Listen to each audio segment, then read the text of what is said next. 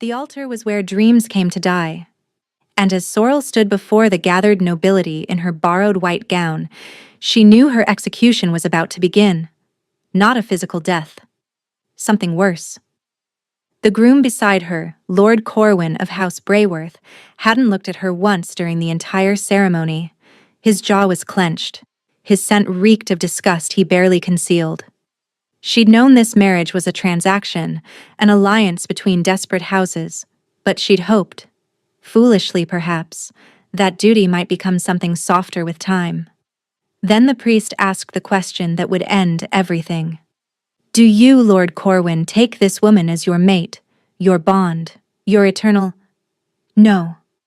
The word cracked through the cathedral like thunder. Corwin turned to face the crowd, his voice rising with righteous fury. I will not bind myself to a hollow. I will not condemn my bloodline to her curse. Gasps rippled through the pews. Sorrel felt the blood drain from her face. He knew. Somehow, he knew. She has no wolf, Corwin declared, pointing at her like she was something rotting. She is empty, cursed. Any alpha foolish enough to claim her will watch his own wolf wither and die. The whispers became a roar. Hollow. Mate killer. Cursed creature. Sorrel's stepmother, Margot, was already backing toward the door, pretending not to know her. Her stepsister Bryony watched with something between pity and satisfaction. This was it. The end of everything. Then a voice cut through the chaos. I'll take her. The crowd fell silent. Every head turned toward the back of the cathedral, where a figure rose from the shadows of the last pew. He was tall, or impossibly tall. Pale hair fell past his shoulders like winter frost, and his eyes were the gray of storm clouds before lightning strikes. Cold, ancient, absolutely merciless. The Alpha King of Valdrin, Cale Thorn, the most powerful shifter in the known world. He walked down the aisle as if he owned the cathedral, the kingdom, the very air they breathed. The crowd parted before him like water before a blade. He stopped directly in front of Sorrel. She's mine now, Corwin sputtered. Your Majesty, you don't understand what she is. I understand perfectly. Cale's voice was ice, which is why I want her. He extended his hand to Sorrel, and despite every instinct screaming at her to run, she took it. His skin was cold, deathly cold, as if winter lived beneath his flesh. I will marry you, he said quietly, for her ears alone.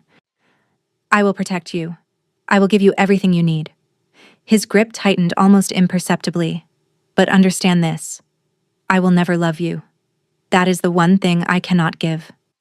Sorrel stared into those storm-gray eyes and saw something she hadn't expected. Pain. I understand, she whispered. Neither of them knew how impossible that vow would be to keep. The Cathedral of Ashford had been decorated for a celebration.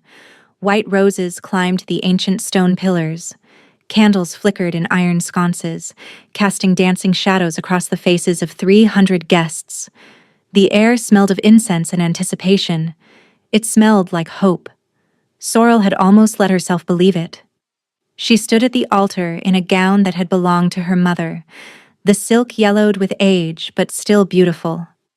Her stepmother had wanted to burn it years ago, but Sorrel had hidden it, preserved it, dreamed of this moment when she would wear it and finally become someone worth keeping. 23 years old and already passed between 3 failed betrothals. Each time, the truth had emerged. Each time, she'd been sent back to her stepmother's house in disgrace. No wolf, they whispered. Hollow creature. Her own father had died when her wolf failed to emerge at 16. At least, that's what Margot claimed. Sorrel suspected the truth was far darker, but she had no proof. Only the memory of her father's frightened eyes the night before he'd been found dead in his study. Now she was here, at what should have been her salvation. Lord Corwin Brayworth wasn't handsome, wasn't kind, wasn't anything she would have chosen for herself. But he was titled, and his house needed the Ashford lands, and his mother had assured Margot that he didn't care about the rumors. Lies. All lies. Sorrel had seen the disgust in his eyes from the moment they'd met, had smelled the revulsion beneath his false courtesy. But she told herself it didn't matter. Once they were bonded, once she proved she could be a good wife, surely. No. The word shattered everything. She watched Corwin turn to the crowd, watched his face twist with performative outrage, and understood with horrible clarity that this had been planned. He'd never intended to marry her. This public rejection was the point, a spectacle, a warning to anyone else who might consider taking the hollow bride. "She has no wolf," he announced, and the cathedral erupted. Sorrel stood frozen at the altar. She couldn't move, couldn't breathe. The faces of the crowd blurred into a mass of judgment and horror, mouths moving, fingers pointing, but she heard nothing except the roaring in her own ears. This was worse than the other rejections. Those had been private, quiet. This was annihilation. She searched the crowd for her family, found her stepmother Margot already halfway to the door, face composed in careful denial. Found her stepsister Bryony watching from the third pew, beautiful as always, her expression carefully neutral. No one would help her. No one ever had. "The marriage is void," Corwin declared. "I demand this creature be removed from my presence and returned to whatever hole she crawled from." The priest looked helplessly between them. The guards at the door shifted uncertainly, awaiting orders. And then, "I'll take her." The voice came from the back of the cathedral, deep, cold, commanding in a way that made every wolf in the room immediately submit. Sorrel's head snapped toward the sound. She hadn't noticed him when she'd walked down the aisle. He'd been sitting in the last pew, shrouded in shadow, just another guest at a wedding he had no reason to attend. But now he stood, and she understood why she'd missed him. He wasn't just a guest. He was a predator who had been hiding his presence, dampening his aura, watching from the darkness like a wolf waiting to strike. Alpha King Cale Thorn of Valdren. Sorrel had heard stories. Everyone had. The king who never smiled. The ruler whose territory stretched across 3 mountain ranges and 2 great forests. The Alpha whose power was so immense that other kings paid tribute rather than risk his displeasure. The king who, at 34, remained unmated despite a decade of princesses and noblewomen throwing themselves at his feet. He walked toward her now, and the crowd parted like the sea before a storm. Up close, he was terrifying. Beautiful in the way a glacier was beautiful, all sharp edges and frozen depths, and the promise of destruction. His skin was pale, almost bloodless. His eyes were the gray of winter skies, and when he stopped before her, she felt cold radiating from him like he'd been carved from ice. "Your Majesty?" Corwin stammered, dropping into an awkward bow. "This woman is cursed. She's a hollow. Surely you don't want—" "I know exactly what she is." Cale's gaze never left Sorrel's face. "That's precisely why I'm claiming her." Murmurs swept through the crowd. Confusion. Disbelief. Why would the most powerful alpha in existence want the most worthless omega? Sorrel didn't understand either. She stared up at him, searching his face for mockery, for cruelty, for some hint of the trap this had to be. She found nothing. His expression was as empty as a frozen lake. "You're making a mistake," Corwin insisted, a desperate edge creeping into his voice. He'd clearly expected to humiliate her completely, and now his performance was being upstaged. "The hollow curse is not your concern." Kyle extended his hand to Sorrel. "Come." It wasn't a request. Sorrel looked at his hand, at the pale, elegant fingers, at the ring bearing the seal of Valdren, a snarling wolf wreathed in frost. She could refuse. She could stay here, face the consequences, let Margot sell her to whoever would take damaged goods. Or she could go with this cold, terrifying king who wanted her for reasons she couldn't fathom. She took his hand. His touch was ice. Not metaphorically, actually, physically cold, like gripping snow. She flinched but didn't pull away. Something flickered in his gray eyes. Surprise, perhaps, or curiosity. "She's mine now," he announced to the stunned cathedral.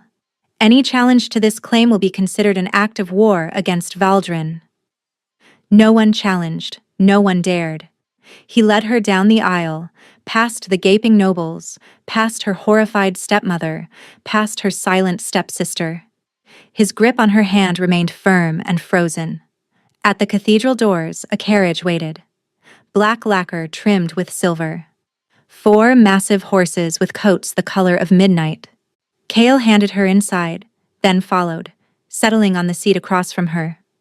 The door closed. The carriage began to move. And Sorrel found herself alone with the Alpha King who had just claimed her life. "You're wondering why?" he said. It wasn't a question. Sorrel's heart hammered against her ribs. "Yes, Your Majesty. You'll learn in time." He leaned back against the velvet seat, and for just a moment she saw exhaustion flicker across his features. Deep exhaustion, the kind that lived in bones and never quite left. "For now, all you need to know is that our marriage will be contractual, formal. You will be queen, but in title only." "I don't understand." Those gray eyes met hers, and Sorrel saw something vast and old and desperately tired behind them. "You will," he said quietly. "And when you do, you'll wish you'd never taken my hand." The carriage rolled on through the fading daylight, carrying her toward a kingdom she'd never seen and a fate she couldn't imagine. Behind her, her old life crumbled to ash. Ahead, something far more dangerous waited. The journey to Valdrin took 3 days. Sorrel spent most of it alone in the carriage. Kyle rode alongside on a gray stallion that seemed as cold and remote as its master, appearing only at night to check on her briefly before disappearing to wherever kings went when they didn't want to be found. She told herself she was grateful for the solitude. Time to think. Time to prepare. But preparation required understanding, and she understood nothing about what was happening to her. The landscapes changed as they traveled north. The gentle green hills of Ashford gave way to darker forests, then to mountains capped with snow even in midsummer. The air grew colder, the sky grew grayer. By the 3rd morning, frost clung to the carriage windows.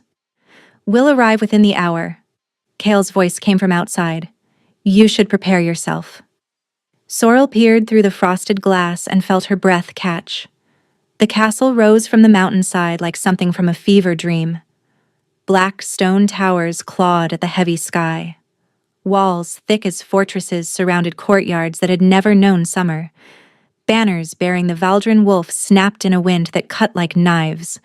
It was beautiful, terrible, completely alien to anything she'd known. The carriage passed through the outer gates, then the inner ones, finally stopping in a courtyard of dark cobblestones. Servants appeared instantly, forming neat lines on either side of the carriage door. Kale dismounted and opened the door himself, offering his hand. Sorrel took it. Still cold. Still impossibly cold. "Welcome to Valdrin," he said. His tone suggested the words meant nothing to him, just another formality to endure. She followed him into the castle, her thin cloak doing nothing against the chill that seemed to emanate from the very walls. The servants bowed as they passed. Their eyes flickered with curiosity but no cruelty. She'd expected sneers. She'd expected whispers of hollow following her through the halls. Instead, she got quiet efficiency and careful neutrality. They stopped before a heavy wooden door carved with wolves running through a frozen forest. "These are your chambers," Kale said. "The servants will attend to whatever you need. A seamstress will arrive tomorrow to fit you for appropriate clothing." His gaze dropped briefly to her mother's gown, now wrinkled and travel-worn. "Burn that when you're done with it. It carries the scent of your old house." "No." The word came out before she could stop it. Kale's eyes narrowed slightly. "No." Fear clawed at her throat, but she forced herself to continue. "This gown belonged to my mother. It's all I have left of her. I won't destroy it." For a long moment, he simply looked at her. Then, so slight she almost missed it, the corner of his mouth twitched. Not a smile. Nothing so warm. But something. "Very well," he said. Keep your ghosts if they comfort you. He turned to leave and panic seized her. Wait. She grabbed his sleeve, then immediately released it, horrified at her own boldness. Please, I need to understand. Why did you choose me? What do you want from me? Kyle paused but didn't turn around. I require an heir, he said flatly. Eventually. But beyond that, I require nothing from you except discretion. Discretion about what? Now he did turn, and the look in his eyes made her step back. I told you in the carriage that you would understand in time. He moved closer, and the cold that surrounded him intensified until she could see her breath misting between them. But since you insist, here are my terms. He spoke as if reciting a contract, which she supposed he was. You will be my queen in name and title. You will have access to the treasury, the servants, the libraries, anything you desire. You will attend formal events at my side when diplomacy requires it. Perhaps 3 or 4 times a year. And beyond that? Beyond that, we will not share a life. His voice didn't waver. We will not share meals. We will not share conversation. When the time comes to produce an heir, we will manage it efficiently. But I will not pretend affection I cannot feel. I will not offer companionship I am not capable of giving. Sorrel absorbed this, trying to understand. You're saying you won't love me. I'm saying I can't. Something shifted in his expression, pain, quickly suppressed. Love requires a capacity I no longer possess. You'll understand when you know me better. Or rather, you'll understand when you realize that knowing me is impossible. Why choose a wife at all then? Because I need an heir. And because you... He stopped, seeming to catch himself before revealing too much. Because a hollow mate cannot be harmed by what I am. You have nothing inside you for me to destroy. The words should have stung. Instead, they landed strangely, like pieces of a puzzle she couldn't yet see. What are you? She whispered. Kyle's jaw tightened. Ask that question again in a month. If you still want to know, I'll tell you. He walked away, his footsteps echoing on the cold stone. Your Majesty, she called after him. He stopped, but didn't turn. Thank you, Sorrel said, for taking me away from there. Whatever your reasons, whatever this arrangement truly is, it's better than what I was facing. So thank you. The silence stretched so long she thought he wouldn't respond. Don't thank me yet, he said finally. You haven't seen what you've married into. Then he was gone, disappearing into the shadowed corridor like frost dissolving in morning light. Sorrel stood alone before her new chambers, the cold seeping through her gown and into her bones. He couldn't love her. Fine. She hadn't expected love. He would barely see her. Fine. She was used to being invisible, but there was something he wasn't telling her. Something about himself. About why he'd really chosen her. About what haunted those ancient gray eyes. She would find out. She had nothing left to lose. The council chamber was colder than anywhere else in the castle, which was saying something. Sorrel sat in a high-backed chair at a long obsidian table, trying not to shiver visibly. Across from her, 3 advisors in dark robes reviewed documents with expressions of careful neutrality. At the head of the table, Kale presided like a statue carved from ice. The marriage contract, the eldest advisor announced, sliding a thick sheaf of parchment toward her. His Majesty has outlined the terms. We'll review them formally for the record. Sorrel glanced at Kale, but his face revealed nothing. It never did. Term 1. The advisor continued. The marriage is binding and cannot be dissolved except by death. The Queen will receive full protection under the laws of Valdrin and will be granted all titles, honors, and privileges befitting her station. Fair enough. Standard language. Term 2. The Queen will receive a personal allowance of 10,000 gold marks annually to be spent at her discretion without oversight or approval. Sorrel blinked. That was more money than her stepmother's entire estate generated in a decade. Term 3. The Queen will be provided with a staff of servants chosen specifically for their Discretion. The advisor paused meaningfully. His Majesty has authorized the employment of servants who are either mute, sworn to silence under magical binding, or otherwise unable to speak of what they observe within the Queen's private chambers. Something cold that had nothing to do with temperature slid down Sorel's spine. He was protecting her secret. Even now, without her asking, he was ensuring that whatever happened in private would never become public knowledge. Term 4. The advisor pressed on. The Queen will provide an heir to the throne of Valdrin within the first 5 years of marriage. The specifics of how this is to be accomplished will be determined privately between His Majesty and the Queen. Heat crept up Sorel's neck despite the cold. 5 years. That seemed both terrifyingly soon and absurdly generous given the clinical nature of everything else. Term 5. His Majesty and the Queen will not share living quarters. They will not take meals together except during formal occasions. They will not. The advisor hesitated, something flickering in his watery eyes.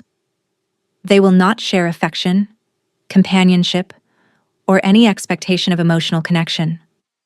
Sorel kept her face composed. This was what he'd promised. What she'd agreed to. Why did hearing it spoken aloud make her chest ache? Term 6, and final. The advisor set down the parchment. Under no circumstances will the Queen make any attempt to discover, investigate, or interfere with His Majesty's private condition. Any breach of this term will result in immediate dissolution of the marriage and the Queen's return to her family of origin. Private condition. Sorel's eyes snapped to Kale. He met her gaze without flinching, without explaining, without offering anything at all.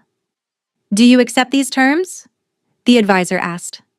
Before Sorel could respond, the chamber doors burst open. This farce ends now. Margot swept into the room like a storm made flesh. Her dark hair was immaculate, her traveling cloak pristine despite 3 days of hard riding. Behind her, looking far less confident, came Bryony.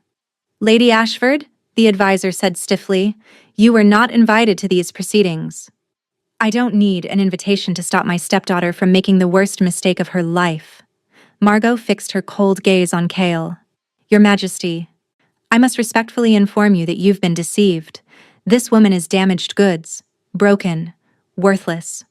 Whatever she's promised you, whatever claims she's made, they're lies. She's made no claims, Kyle said, his voice dangerously soft. She's made no promises. She stood in your wretched cathedral and let your chosen groom humiliate her in front of 300 witnesses, and she said nothing in her own defense. Margot faltered. Your Majesty, I'm not finished. Kyle rose from his chair, and the temperature in the room dropped so sharply that Sorel saw ice crystals forming on the water glasses. You sold her to a man who never intended to honor the match. You let her be publicly denounced as cursed and hollow and worthless. And now you ride 3 days to interfere with her one chance at a life beyond your cruelty? You don't understand what she is, Margot said, but her voice had lost its edge. I understand exactly what she is. Kale's eyes had gone from gray to silver, something ancient and terrible stirring in their depths. The question you should be asking, Lady Ashford, is whether you understand what I am. Margot went pale. The contract stands, Kale continued. The wedding will take place in 3 days. You and your daughter are welcome to attend as guests, but any further attempt to interfere will be treated as an act of aggression against the crown of Valdrin. He paused, letting the threat settle. Do I make myself clear? Perfectly, Your Majesty. Margot performed a curtsy so shallow it bordered on insult, then turned to leave. But Bryony lingered. Her stepsister approached carefully, hands clasped in front of her, every movement calculated to appear harmless. She was beautiful as always, golden hair, cornflower eyes, the kind of delicate features that made men write poetry. Sorel, she said softly, may I speak with you privately? Just for a moment? No, Kale said. It's family business, Your Majesty. Bryony's smile was honey over poison. Surely you can allow sisters a moment of... She is no longer your family. Kale moved to stand beside Sorel, and she felt the cold of him like a shield. She is mine now. Her business is my business. Say what you came to say, or leave. Bryony's mask slipped for just a moment, revealing the spite beneath. Very well. She looked at Sorrel with something that might have been pity if it weren't so clearly triumph. I came to warn you, sister. The king seems protective now, but men always lose interest eventually. And when he discovers what you truly are, when he realizes you can never give him what he needs. She smiled sweetly. Well, you know what happens to wives who can't produce heirs. Enough, Kale said. I'm only telling her the truth. Bryony was already backing toward the door, her mission complete. The mate bond requires 2 wolves. She has none. No matter how many times you take her to your bed, Your Majesty, you'll never truly be bonded. She'll never be your real queen. And everyone will know it. She swept out after her mother, leaving poison in her wake. Sorrel sat very still. The advisors had gone quiet, carefully studying their documents. She's wrong, Kyle said after a moment. Sorrel looked up at him. Is she? The mate bond isn't relevant to our arrangement. His voice was clipped, factual. I told you from the beginning, this marriage is contractual. I don't need a bond. I need an heir and a queen who can stand beside me at formal occasions. Your wolf, or lack thereof, changes nothing. But the heir will be conceived the traditional way. Something almost like discomfort crossed his features. The bond would make it more efficient. But it isn't required. We'll manage. We'll manage. Such cold comfort for such an intimate subject. Sorrel should have felt relieved. Instead, she felt hollow, ironic, given the slur that had defined her entire life. Sign the contract, Kyle said quietly. Unless you've changed your mind? Sorrel picked up the quill. Her hand trembled only slightly as she added her name to the parchment. But when she finished, Kale took the quill from her and signed beneath. It's done, the advisor announced. You are legally betrothed. The wedding will proceed as scheduled. Kale nodded once, then turned to leave. Your Majesty, Sorrel called after him. He paused. My stepsister mentioned your private condition. She watched his shoulders tense. I signed the contract.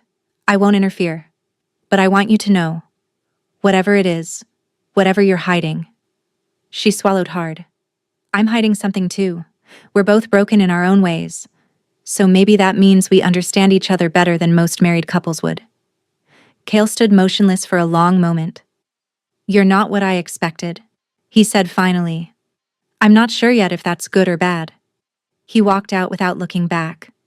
Sorrel sat alone in the cold chamber, the signed contract before her, her future sealed. 3 days until the wedding.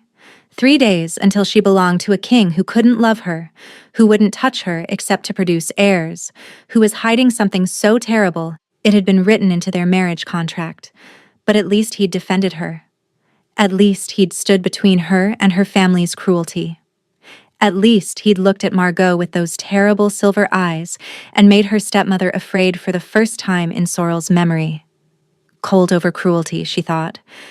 I'll take cold over cruelty every time. Outside the chamber windows, snow began to fall, and somewhere in the castle's shadowed depths, something ancient stirred, sensing change on the frozen wind. The Cathedral of Valdrin was nothing like the one in Ashford. Where Ashford's cathedral had been warm stone and soft candlelight, this one was carved from black granite veined with silver. The windows were not stained glass but clear crystal, letting in the gray northern light without softening it. The pews were filled with wolves in dark formal attire, their faces pale and watchful. And it was cold. So cold that Sorrel's breath misted before her despite the dozens of braziers burning along the walls. She stood at the entrance in a gown of midnight blue, Kale's colors, the fabric heavy with silver embroidery that caught the light like frost. The seamstress had worked through 2 nights to complete it, and even Sorrel had to admit it was beautiful. Beautiful and utterly foreign to anything she'd worn before. The walk down the aisle felt endless. Every face she passed was a stranger's. Every eye that tracked her held questions she couldn't answer. Why her? What does the king see in a hollow? Is this some elaborate humiliation we haven't yet understood? At the altar, Kale waited. He wore black, as always, but today his formal attire bore the ancient symbols of the Valdrin royal line, wolves and frost and something older, something that made the marks on his collar seem less like decoration and more like warnings. His face was the same frozen mask she'd grown accustomed to over the past 3 days. But when she reached him and placed her hand in his, she felt his fingers tighten around hers with something that might have been urgency. "Whatever happens," he murmured, too low for anyone else to hear, "do not be afraid." Before she could ask what he meant, the priest began. The ceremony was different from the one she'd almost completed in Ashford. That one had been brief, perfunctory, focused on the legal binding of 2 houses. This one was ancient. The priest spoke in the old tongue, words Sorrel only half understood. He called upon the ancestors. He called upon the wolf spirits. He called upon something else. Something that made the braziers flicker and the shadows deepen. Then came the moment she'd been dreading. "The bonding rite," the priest intoned. "Let the wolves of king and queen recognize each other. Let their spirits meet and merge. Let the bond be forged in the presence of all witnesses." This was it. The moment her secret would be exposed. The bonding rite required both wolves to emerge partially, eyes changing, claws extending, the physical markers of the beast within. It was meant to prove that both parties were true shifters, capable of producing shifter offspring. Sorrel had no wolf to show. She felt the panic rising, felt her heart hammering against her ribs. The crowd was watching. The priest was waiting. Kale stepped forward, placing himself between her and the congregation. "The bonding rite will be modified," he announced, his voice carrying through the cathedral with absolute authority. "My queen's wolf is shy, unused to public displays. We will complete this portion of the ceremony privately." Murmurs rippled through the pews. "Your Majesty," the priest said carefully, "the rite has never been." "It has now." Kyle's eyes flashed silver, and every wolf in the cathedral flinched. "Unless you'd like to challenge your king on his wedding day." The priest bowed his head. "Of course not, Your Majesty. We shall proceed." Sorrel stood frozen, her hand still clasped in Kale's frozen grip. He'd protected her. Again. Without asking for explanation, without demanding the truth, he'd simply stepped in and rewrote centuries of tradition to keep her secret safe. Why? The ceremony continued. Vows were exchanged, formal words about duty and honor and the continuation of bloodlines. Nothing about love. Nothing about affection. Exactly what they'd agreed to. When the priest pronounced them wed, the cathedral erupted in polite applause. "You may claim your queen," the priest said. Sorrel braced herself. The claim required a bite, teeth on flesh, a mark that would scar and never fully fade. It was intimate. It was permanent. And it would require her to bare her neck, to reveal skin she'd kept hidden for years. But Kale didn't reach for her throat. Instead, he lifted her hand, the same hand he'd been holding throughout the ceremony, and raised it to his lips. Then, with impossible gentleness, he bit the inside of her wrist. The pain was sharp but brief. She felt his teeth break skin, felt something cold rush into her veins like winter flooding a river, and then it was done. He lifted his head, and she saw her blood on his lips, saw the way his eyes had gone completely silver, inhuman, and ancient. "Mine," he said, and the word resonated with power that made her knees weak. The crowd murmured. This wasn't traditional. The claim should have been on the neck, visible to all, a permanent mark of possession. But Sorrel understood. He'd claimed her somewhere she could hide, somewhere she could cover with a sleeve or a bracelet. He'd given her ownership of her own visibility, even in this. "Yours," she whispered back, because the ritual required response. And for just a moment, something flickered in those silver eyes, something almost warm. Then it was gone, and he was releasing her hand, turning to face the crowd with his frozen mask firmly back in place. "The wedding feast awaits," he announced. "My queen and I will join you shortly." The congregation began to file out, still whispering, still confused by the unorthodox ceremony they'd witnessed. Sorrel stood beside her new husband, her wrist throbbing gently where his teeth had marked her. "Why?" she asked quietly. Cale didn't look at her. "Why what?" "The right, the claim. You protected me. You didn't have to. You're my queen now." His voice was flat, factual. "Your humiliation would be my humiliation. It's strategic, nothing more." She didn't believe him. Couldn't believe him. Not after seeing that flicker of something in his eyes. "What did you mean before?" she pressed. "When you said not to be afraid?" Cale finally turned to face her, and she saw exhaustion carved into his features. The kind of bone-deep weariness she'd glimpsed in the carriage, now impossible to hide. "The bonding rite," he said slowly. "If we had completed it traditionally, you would have seen what I truly am. What I'm becoming. What are you becoming?" He reached up and touched her face. His fingers were so cold they almost burned. "Something that cannot last," he said quietly. "Something that should not exist." Then he pulled away and walked toward the door. "Come, the feast awaits, and I've expended more energy today than I should have. I need to rest." Sorrel followed, her mind spinning with questions. But as she watched him walk, saw the way he steadied himself against the doorframe for just a moment, saw the slight tremor in his hands, a terrible suspicion began to form. He wasn't just cold. He was dying. The wedding feast passed in a blur of faces and names Sorrel would never remember. She sat beside Cale at the high table, accepting congratulations from nobles whose smiles never reached their eyes, eating food she couldn't taste, drinking wine that did nothing to warm the chill in her bones. Cale barely ate at all. He pushed food around his plate, lifted his goblet to his lips without drinking, spoke only when directly addressed. And every time she looked at him, she saw him growing paler. By the time the feast ended and the servants escorted her to the royal chambers, Sorrel was shaking with a combination of nerves and dread. The room was massive. A fire roared in the hearth, doing little against the cold that seemed to seep from the walls themselves. The bed was a monument of dark wood and silver silk, large enough to lose herself in. The servants dressed her in a nightgown of white gossamer, brushed her hair until it fell in dark waves down her back, then bowed and retreated. She was alone. For nearly an hour, nothing happened. Sorrel sat on the edge of the bed, hands clasped in her lap, trying to control her breathing. She'd known this was coming. It was in the contract. She'd agreed to produce an heir, but agreement and reality were very different things. Then the door opened. Cale entered quietly, closing it behind him with a soft click.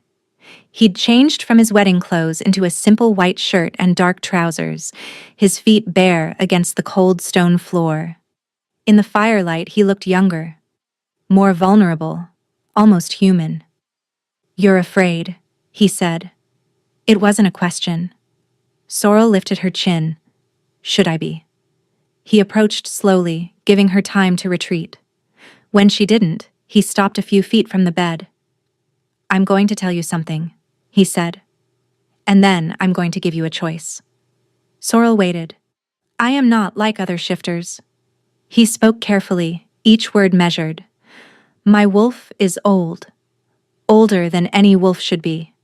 It was passed down through my bloodline, the same wolf inhabiting king after king, growing more powerful with each generation. That's possible? Possible and terrible." His mouth twisted. "The wolf is too strong now, too ancient. It's consuming me from the inside out, freezing me slowly as it takes over." He held up his hands, and she saw that his fingertips were faintly blue. "I am becoming ice, Sorrel, becoming my wolf entirely. In a few years, perhaps less, there will be nothing human left of me." Sorrel's heart clenched. "Is there no cure?" "None that anyone has found," He lowered his hands. I chose you because I thought a hollow mate would be safe. Your emptiness, your lack of wolf, I believed it meant I couldn't hurt you, that the cold inside me couldn't spread to someone with nothing inside them to freeze. And now? Now I'm not certain of anything. He moved closer, and she saw the conflict in his eyes. I want you. I shouldn't. Wanting is dangerous. Feeling is dangerous, but I want you anyway. And I need to know if you want me, knowing what I am. Sorrel stood from the bed. She crossed the distance between them, stopping close enough to feel the cold radiating from his skin like winter wind. I've been called hollow my entire life, she said quietly. Empty. Worthless. Cursed. I've been rejected by 3 grooms, humiliated in public, treated as something broken and shameful. She reached up and touched his face, feeling the chill of him seep into her palm. But you looked at me when everyone else looked away. You protected me when everyone else attacked. You're telling me you're dying, and all I can think is... She swallowed hard. At least you're honest about it. At least you're not pretending to be something you're not. Sorrel, I want you too, she whispered. I don't understand why, but I do. Something cracked in his expression. Not much. Just a fracture in the ice. Then his mouth found hers. His lips were cold. Gods, so cold. But the kiss was anything but frozen. It was desperate, hungry, the kiss of a man who had denied himself for too long and finally lost the battle. Sorrel gasped against him, and he swallowed the sound. His hands found her waist, her back, her hair. Everywhere he touched, cold bloomed against her skin, but beneath the cold, she felt heat. Not physical warmth. Something deeper. The fire of wanting, of need, of connection. He lifted her easily, carrying her to the bed, laying her down with more care than she'd expected from someone so desperate. Tell me if I hurt you, he said against her throat. The cold. I can't always control it. I'm not afraid of cold. She wasn't. She'd been cold her whole life, frozen out of her family, frozen out of society, frozen out of any chance at belonging. His ice was just another kind of cold, and she'd survived worse. His fingers found the straps of her nightgown, sliding them down her shoulders with trembling hands. You're shaking, Sorrel whispered. I haven't touched anyone in 3 years. His voice was ragged. I was afraid of hurting them, afraid of losing control. And now? He looked at her, and his eyes had gone silver again, the wolf rising to the surface. Now I'm more afraid of dying without ever knowing what this feels like. He kissed her again, and this time there was no hesitation. The cold of him seeped into her skin everywhere they touched, chest to chest, hip to hip, thigh to thigh. But instead of freezing her, it seemed to wake something. Something deep inside her that she'd never felt before. A warmth, a presence, a stirring in the emptiness that had defined her entire existence. When they came together, Sorrel cried out, not from pain, though there was that too, but from the sensation of fullness where there had always been void. And Kale made a sound she'd never expected from him, a groan of pure relief, as if her warmth was thawing something that had been frozen for years. They moved together in the firelight, and Sorrel felt the boundaries between them blurring, his cold and her warmth, his wolf and her, whatever she had instead. Something was happening, something neither of them had anticipated. Then Kale stiffened above her. His face contorted with pain. He pulled back, gasping, one hand clutching his chest. Kale! Sorrel sat up, reaching for him. What's wrong? I felt... He was panting, sweat beading on his forehead despite the cold. I felt something. In you. Not emptiness. Something else. What? What do you mean? But he was already pulling away, stumbling from the bed, his eyes wild with something between fear and wonder. That's not possible, he whispered. You're hollow. There shouldn't be anything.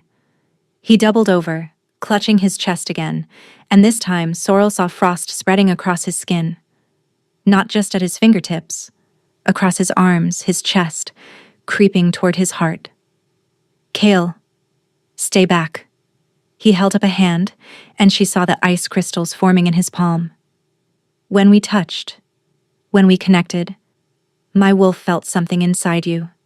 Something it recognized. Something it wanted. What does that mean? He looked at her with eyes that had gone from silver to white, pure white like fresh snow. It means you're not empty, Sorrel. There's something inside you. And whatever it is, he staggered toward the door. My wolf wants to consume it. He fled the room, leaving Sorrel alone in the tangled sheets, her body still humming with sensation, her mind reeling with horror. She'd always believed she was hollow. What if she'd been wrong? What if something had been sleeping inside her all along? And what if Kale's dying wolf had just woken it up? For 3 days after the wedding night, Kale avoided her. Sorrel took her meals alone.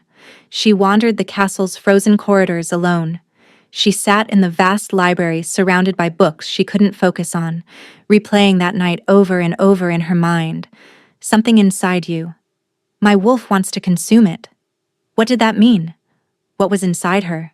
And she'd been tested as a child, examined by healers and shamans and anyone her father could pay to find her wolf. They'd all agreed. She was empty. A hollow. Born without the spirit that defined their kind. But Kale's wolf had sensed something, and whatever it was, it had terrified him. On the 4th day, she'd had enough of waiting. She found his study by following the trail of cold. Not the general chill of the castle, but something sharper, more intense, the signature of his presence growing stronger as she approached. The door was heavy oak bound with iron. She knocked. No answer. She knocked again. Go away. His voice was muffled, strained. No. Silence.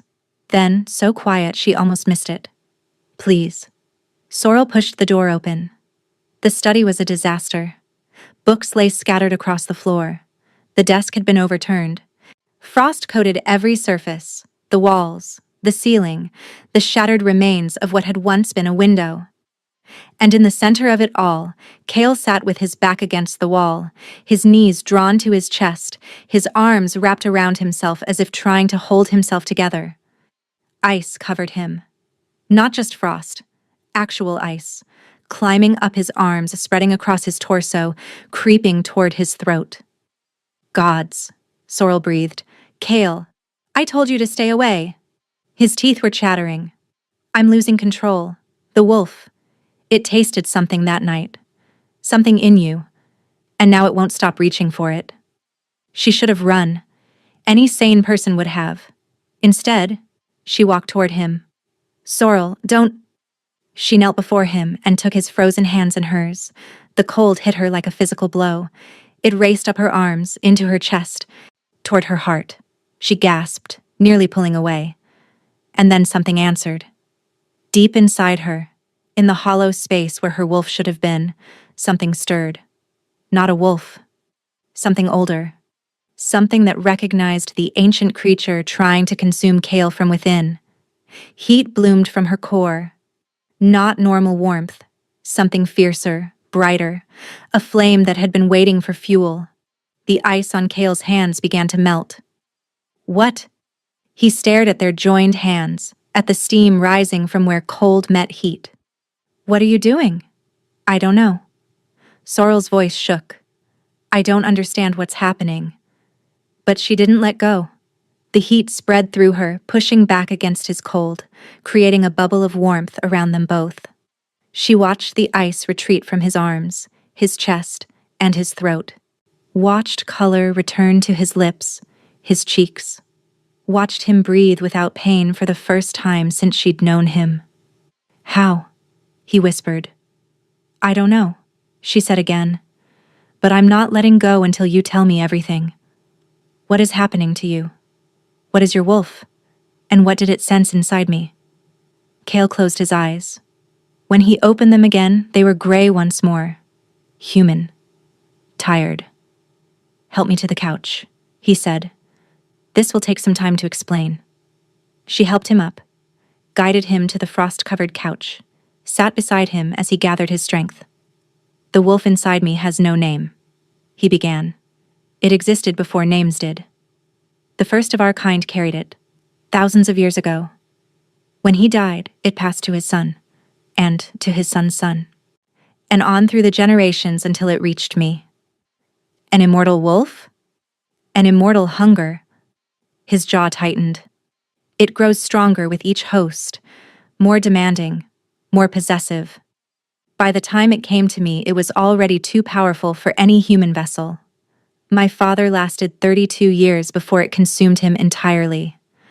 My grandfather, 28. I've made it to 34, but only because I stopped feeling anything. Emotion feeds it. Love, hate, joy, grief. Any strong feeling gives it more power. That's why you said you couldn't love me? That's why I can't afford to feel anything for anyone." He looked at her, and she saw the cost of that discipline in every line of his face. "But that night, when we were together, I felt something. For the first time in years, I wanted something beyond mere survival. And my wolf," he shuddered, "my wolf tasted something in you that it recognized. Something ancient. Something that might be the only thing in existence older than it is." Sorrel's mouth went dry. "What are you saying?" "I'm saying you're not hollow, Sorrel. You're a vessel, like me. But whatever sleeps inside you has been dormant so long that no one could sense it." He reached up and touched her face, and his hand was warm now, warm from her heat. "Until my wolf called to it." "Called to it?" "Woke it up." His eyes held hers. "I don't know what you are. I don't know what's inside you. But I know this. My wolf wants it. And when my wolf wants something, it eventually takes it." Fear should have consumed her. Instead, she felt strangely calm. "Then we need to find out what I am," she said. "Before your wolf does something we can't undo. That's not your burden to bear. We're married, Kale." She took his hands again, felt the warmth flowing between them. "Your burdens are my burdens now. That's what the contract said." Something shifted in his expression. Not warmth, exactly, but the absence of cold. The first crack in the wall he'd built around himself. "You're unlike anyone I've ever known," he said quietly. "Is that good or bad?" "I don't know yet." But for the first time, she heard something in his voice that sounded almost like hope. That night, he came to her chambers. Not for consummation. They were both too shaken for that. But simply to be near her. He lay beside her in the darkness, and she felt his cold slowly easing as her warmth seeped into him. "Don't get attached," he murmured against her hair. "I'm still dying." "So is everyone," she replied. "Some of us just have more warning." He laughed. Actually laughed, a rusty sound, unpracticed, but real. "I haven't laughed in 3 years," he said. "Then you're overdue." She felt him smile against her hair, felt his arm tighten around her waist. This wasn't love. It couldn't be love. He'd told her he couldn't feel it, and she knew better than to hope. But it was something. And as sleep claimed her, Sorrel realized she was no longer afraid of the thing sleeping inside her. She was afraid of what would happen when it fully woke, because whatever it was, it had been waiting for Kale's wolf. And now that they'd found each other, something was about to change forever. 2 months had passed since their wedding night. 2 months of Kale coming to her chambers every evening. 2 months of his cold slowly thawing against her warmth. 2 months of conversations that stretched into the early hours about his kingdom, his fears, his desperate hope that she might somehow save him. 2 months of falling in love with a man who swore he couldn't love her back. Sorrel stood at the window of her chambers, watching snow fall over Valdrin, her hand pressed against her stomach. She was pregnant. The healer had confirmed it that morning, her weathered face breaking into a rare smile. "An heir for Valdrin," she'd announced. "The king will be pleased." The king would be pleased, because that was what this was about. The contract, the heir, the continuation of his bloodline before the ancient wolf consumed him entirely. She should tell him. She knew she should. But every time she imagined the words, she felt sick with fear. He had what he needed now. An heir growing in her belly, the contract fulfilled. Why would he keep coming to her chambers? Why would he keep holding her through the night, letting her warmth push back his cold? The door opened. Cale entered as he always did, quietly, almost hesitantly, as if still surprised she allowed him in. He looked better than he had 2 months ago. The blue had faded from his fingertips. The ice no longer crept across his skin without warning. Whatever lived inside her, it was keeping his wolf at bay. But she knew it was temporary. She'd seen him studying ancient texts in his study, searching desperately for a permanent solution. She'd heard him talking to his advisors about succession plans, about what would happen when he was gone. He was still dying, just slower now. "You're crying," he said, crossing to her. Sorrel touched her cheek. She hadn't realized. "Tell me," he said, taking her hands in his. Warm hands now. Hands that had learned to borrow her heat. "Whatever it is, tell me." She should have told him about the baby. That was the logical thing, the practical thing. Instead, what came out was, "I love you." Cale went very still. "I know I shouldn't," Sorrel continued, the words tumbling out before she could stop them. "I know you said you couldn't feel it, couldn't return it. But I need you to know, before—" Her voice broke. "I need you to know that these 2 months have been the happiest of my life. Whatever happens next, whatever you decide now that I've—" "What do you mean, now that you've—" His eyes dropped to where her hand still pressed against her stomach. Understanding dawned. "You're pregnant." "Yes." "And you think I'll leave now?" His voice was strange. Rough. "You think I only came to you for the heir, and now that you're carrying my child, I'll abandon you? Won't you?" The words were barely a whisper. "You have what you needed. The contract is fulfilled." "The contract?" He laughed, but there was no humor in it. "Sorrel, I stopped caring about the contract the first night you took my frozen hands and didn't flinch. I stopped caring about heirs and succession the first time you made me laugh." He cupped her face, forcing her to meet his eyes. "I love you." The world stopped. "What?" "I love you." He said it again, wonder in his voice, as if hearing the words for the first time himself. "I didn't think I could. I thought the wolf had frozen that part of me forever. But you—" He pressed his forehead to hers. "You thawed me. You found something I thought was dead and you brought it back to life." Joy exploded in her chest. She laughed, she cried. She threw her arms around him and held on as if he might disappear. "I love you," she said against his shoulder. "I love you. I love you. Kyle made a sound, not a sound of joy, a sound of agony. He wrenched away from her, doubling over, his hands clawing at his chest. Ice erupted across his skin, not the slow creep she'd seen before, but an explosion of frost that covered him in seconds. "Kale!" His eyes snapped open, and they were white, pure white. The wolf staring out from behind his human face. "Run!" he gasped. "Sorrel, run!" But she couldn't move. She watched in horror as ice spread across the floor from where he stood, climbing the walls, coating the windows. The temperature plummeted until her breath came in frozen clouds. "What's happening?" she screamed. "The wolf." He fell to his knees, his body convulsing. "It felt the love. It's been starving for emotion, and I fed it everything at once." His back arched. She heard bones cracking, reshaping.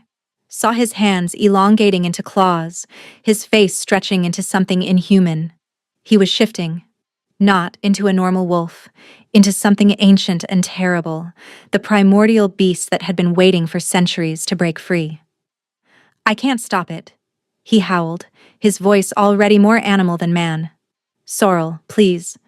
Please run before I—" He threw his head back and screamed. The sound shattered every window in the chamber. It echoed through the castle, through the mountains, through the very bones of the earth. A scream of rage and hunger and endless, endless cold. Then he collapsed. The ice stopped spreading, the temperature stabilized, and Kyle lay motionless on the frozen floor, frost covering his entire body, his chest no longer moving. Sorrel ran to him, falling to her knees beside him, pressing her hands against his frozen chest. Nothing. No heartbeat. No breath. No, she whispered. No, no, no. She poured her warmth into him as she had before, but this time, nothing happened. The ice didn't melt. His eyes didn't open. Help! She screamed. Someone help me! Guards burst through the door. Servants followed. Everyone stopped in shock at the sight of their king, frozen solid, and their queen kneeling over him, sobbing. Get the healers! Someone shouted. Get everyone! The king is dying. But Sorrel knew healers couldn't fix this. Only she could. And to save him, she would have to become something she'd spent her whole life being told she could never be. 3 days. 3 days of Kale lying frozen in his chambers, surrounded by warming fires that did nothing, attended by healers who could offer no solutions. 3 days of Sorrel refusing to leave his side, pouring every ounce of warmth she had into his frozen form. 3 days of slowly accepting that she wasn't enough. There's nothing more we can do, the chief healer said on the 3rd morning. The ancient wolf has fully emerged. It's protecting itself with ice while it consumes what remains of His Majesty's humanity. Within a week, perhaps less, the king we knew will be gone entirely. No. Sorrel's voice was hoarse from crying. There has to be something. The thing inside me. His wolf recognized it. Maybe I can... With respect, Your Majesty, you are hollow. You have no wolf, no power to... She's not hollow. Everyone turned. A woman stood in the doorway. Ancient, bent with age, wearing robes of deep crimson that marked her as a keeper of the old ways. Her eyes were milky with cataracts, but they fixed on Sorrel with unsettling precision. High Priestess Verna, the healer stammered. We didn't summon... I summoned myself. The old woman shuffled into the room, her gaze never leaving Sorrel. I felt it 3 days ago. The awakening. The stirring of something that hasn't moved in 1,000 years. Sorrel stood, her heart hammering. You know what's inside me? I know what you are, child. Verna stopped before her, reaching up to touch Sorrel's face with papery fingers. You carry the first flame, and the primordial fire that existed before wolves, before shifters, before humanity itself. You are the mate the ancient wolf has been seeking since the beginning of time. That's impossible, the healer protested. The first flame is myth. Legend. It doesn't... It exists. Verna's voice cracked like thunder. It has always existed. But 1,000 years ago, a jealous priestess bound it, hid it, and ensured it would sleep until the world ended. Her clouded eyes narrowed. Or until someone woke it. Sorrel's mind raced.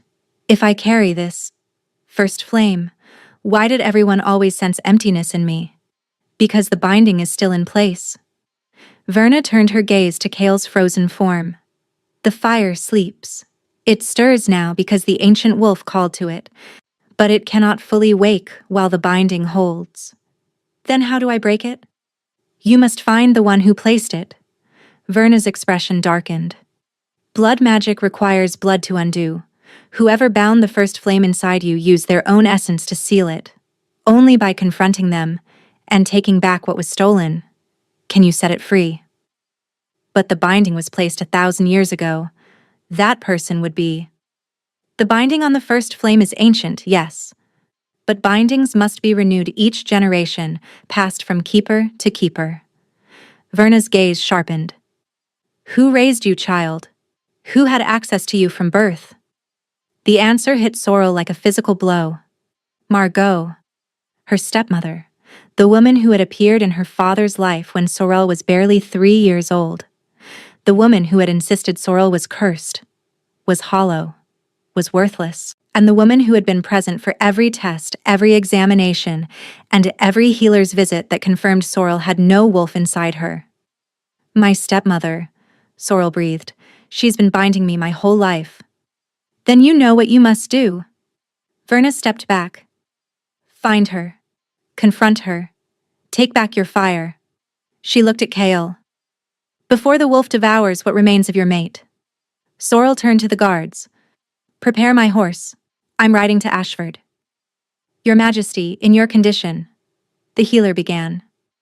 My condition is carrying the only thing that can save my husband. Sorrel's hand went to her stomach, to the new life growing there. I won't let my child be born without a father. And I won't let Kyle die because I was too afraid to face the woman who's been lying to me since I was 3 years old. She looked at Kale one more time, at his frozen face, his still chest, and the ice that was slowly creeping inward toward his heart. I love you, she whispered. Hold on for me. I'm going to save you. Then she ran. The ride to Ashford took 2 days at full gallop. Sorrel pushed her horse until it foamed, slept only in brief snatches, ate only what she could consume in the saddle. Every moment she wasted was another moment the ice crept closer to Kale's heart. She arrived at her childhood home as the sun was setting, painting the stone walls in shades of blood and gold. Margot was waiting on the steps, as if she'd known Sorrel would come. Stepdaughter. Her voice was honeyed poison, and the same tone she'd used for 20 years. I heard about your husband's unfortunate condition. Such a tragedy. Enough? Sorrel dismounted, her legs shaking with exhaustion but her voice steady. I know what you did. I know what I am. And I know you've been binding the first flame inside me since I was a child. Something flickered in Margot's eyes. Surprise, quickly masked. I have no idea what you're... The High Priestess of Valdrin told me everything. Sorrel climbed the steps, stopping just below her stepmother. Blood magic. Bindings pass through generations. You've been the keeper of this curse, haven't you? Making sure I never knew what I truly was. Margot's mask cracked, her beautiful face twisted into something ugly, honest, real. You want the truth, girl? Fine. She spread her arms. Yes, I bound you. I've been binding you since the day I married your pathetic father, because I was charged with keeping the first flame contained, just as my mother was, and her mother before her. Why? Because the first flame must never unite with the ancient wolf. Margot's voice rose.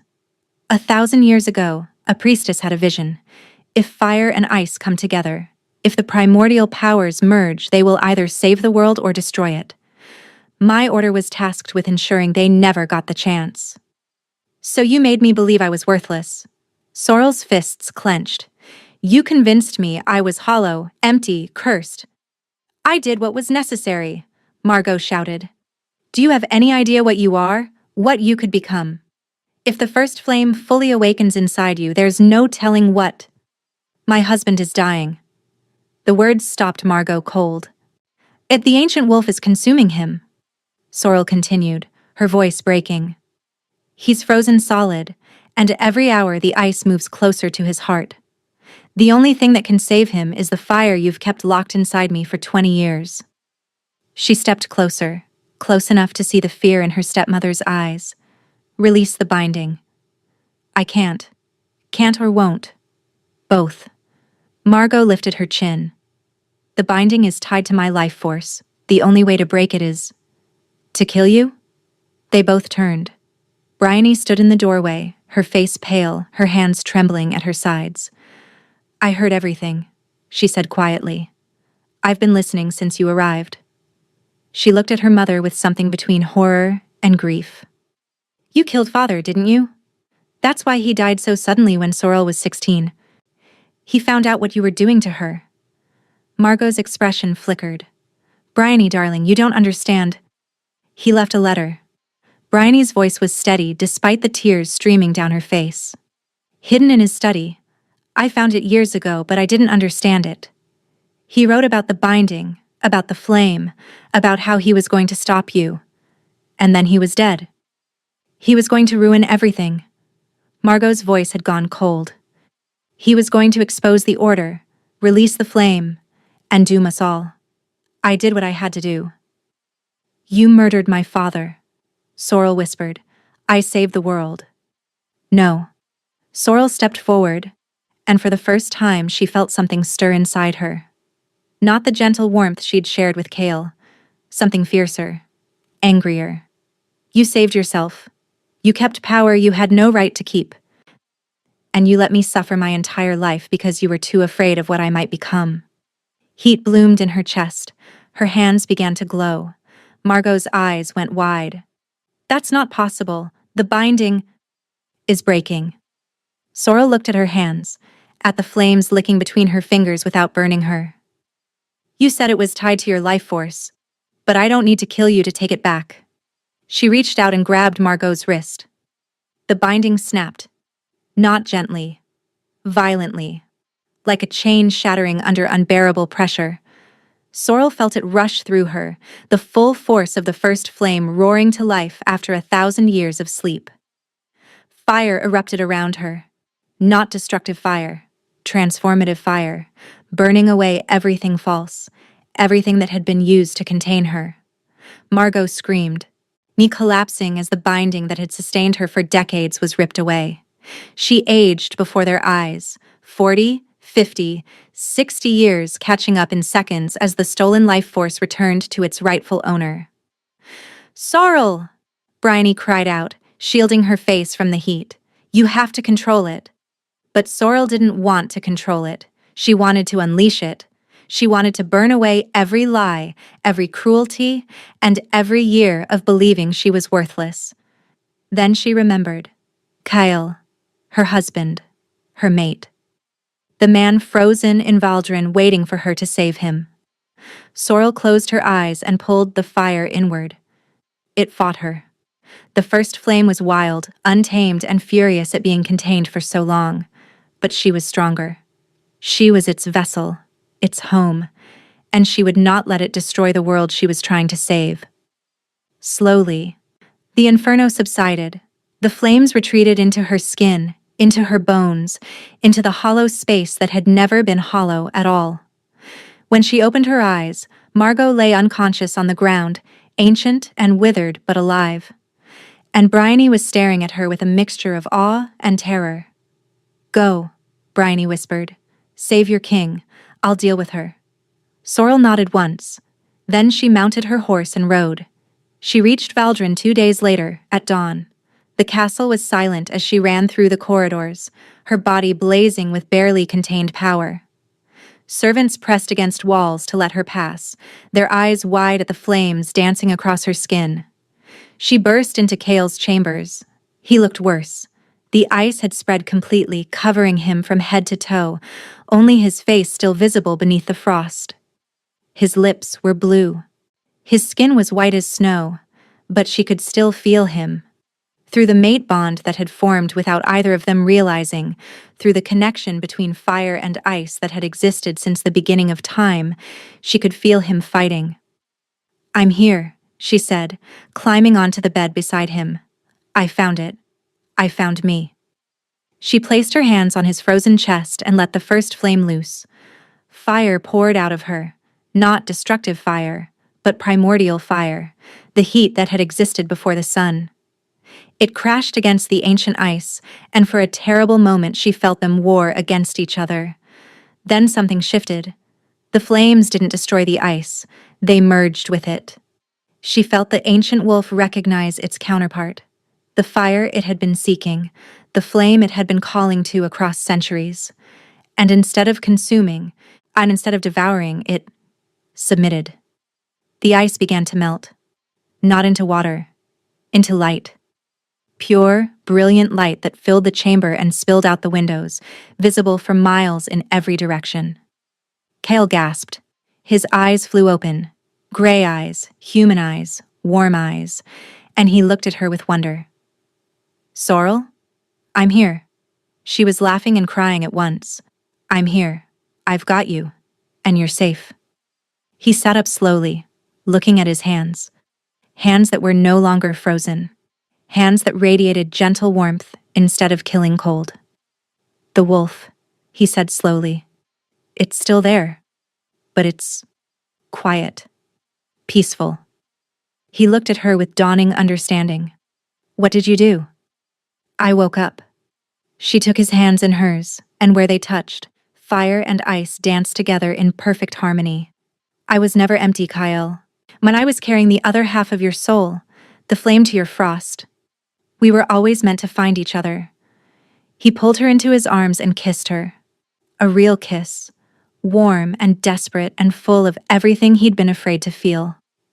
I love you, he said against her lips. I love you too. She pulled back to look at him. And I have more news. She took his hand and pressed it against her stomach. Kale's breath caught. The baby. Is it still growing? Still safe?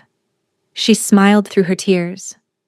Our child will carry both fire and ice, the first of a new bloodline, the first generation in 1,000 years that won't be cursed. He kissed her again, and again, and again, until she lost count. Outside, the sun rose over Valdren, warming the kingdom for the first time in centuries. 6 months later. And the throne room was filled with more warmth than it had seen in generations. Sorrel sat beside Kale, her hand resting on her swollen belly, watching as petitioners came and went. The court that had once been cold and silent now buzzed with life, with laughter, with hope. So much had changed. Margot had been tried for murder and conspiracy. She now spent her final years in a tower cell, stripped of power, stripped of dignity, left with nothing but the weight of her crimes. Bryony had been granted clemency for her help in exposing the truth. She now served as an ambassador between Valdren and Ashford, working to heal the wounds their family's secrets had caused. The order that had kept the First Flame bound for generations had been dissolved. In its place, Sorrel had established an academy, a place where those born with unusual gifts could learn to control them instead of being taught to fear them. And Kale? Kale smiled now, laughed, reached for her hand in public, kissed her cheek before court sessions, spoke of their future as if he actually believed he would live to see it. Because he would. The ancient wolf and the First Flame had found their balance. Neither would consume their host. Neither would demand sacrifice.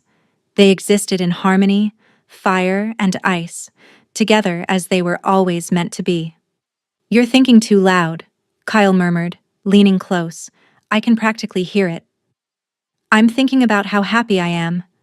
Sorrel turned to look at him. Is that allowed? Encouraged, actually. He pressed a kiss to her temple. My queen should always be happy. Your queen is deliriously happy. She took his hand and pressed it against her belly, where their daughter kicked enthusiastically. Your daughter, however, is restless. She takes after her mother. She takes after both of us. Sorrel smiled. Fire and ice, stubborn and determined. Doomed to rule the world. Destined to change it. They sat in comfortable silence as the court bustled around them. A year ago, Sorrel had stood at an altar in Ashford, prepared to bind herself to a man who despised her, believing she was worthless, empty, cursed. Now she sat on a throne beside a man who loved her beyond reason, carrying a child who would grow up knowing she was extraordinary, surrounded by a kingdom that had learned to hope again. She had been told her whole life that she was hollow. She had been wrong, she had been waiting, and the wait had been worth it. Thank you for listening to this story. If you enjoyed it, please like, subscribe, and share. Your comments mean more than you know. Until next time.